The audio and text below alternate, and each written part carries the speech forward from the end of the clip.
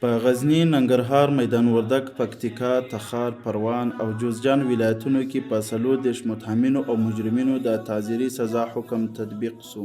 د سترې محکمې مرکزي تمیز اړوند د نظامي منصوبینو دیوان د روان 1403 هجري شمسي کال په 2مه روبه کې 65 دوسیو ته رسیدنه کړې ده. د سترې محکمې مرکزي تمیز اړوند د عامه امنیت دیوان د روان 1403 هجري شمسي کال په 2مه روبه کې 160 دوسیو ته رسیدنه کړې ده. د سترې محکمې اړوند د قضایي زده کړو عمومي ریاست په انګړ کې شاوخوا 1500 متقاضیانو څخه قضایي ازموینه واخیستل شوه.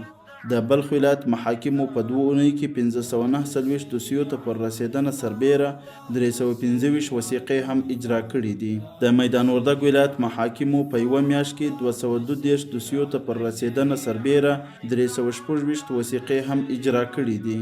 د سترې محکمې مرکزي تمیز اړوند مدني دیوان د روان 1403 هجري شمسي کال په 2مه روبه کې 822 دوسیو ته رسیدنه کړې ده. د سترې محکمې مرکزي تمیز اړوند تجارتي دیوان د روان 1403 هجري شمسي کال په 2مه روبه کې 190 دوسیو ته رسیدنه کړې ده.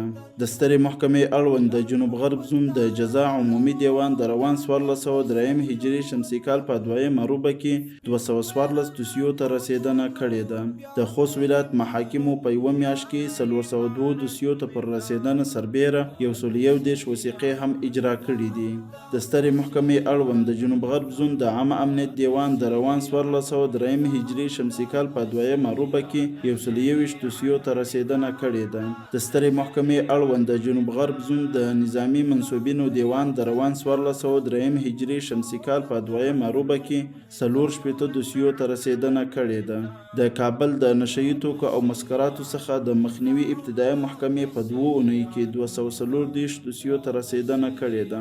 د پکتیا ولایت محاکمو په یوه میاشت کې 440 دوسیو ته پر رسیدنه سربیره 203 وثیقې هم اجرا کړي دي.